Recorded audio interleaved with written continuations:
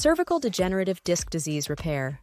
Non-surgical treatments and home remedies for quick relief. Cervical degenerative disc disease is a condition where neck discs deteriorate, causing pain and reduced mobility. But it's more than just physical discomfort. It can deeply impact one's quality of life. While many believe surgery is the only remedy for DDD, there are numerous effective non-surgical treatments, including physical therapy, chiropractic adjustments, and acupuncture.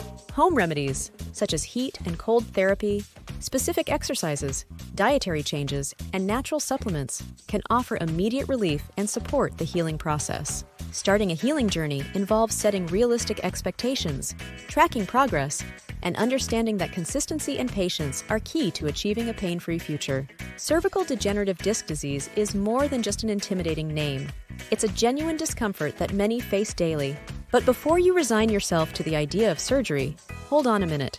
There's a world of non-surgical treatments and home remedies waiting to be explored, offering the promise of quick relief. In the newest article published by HealYourBulgingDisc.com, we'll demystify DDD, debunk the myth that surgery is the sole solution, and arm you with a plethora of non-surgical treatments and home remedies.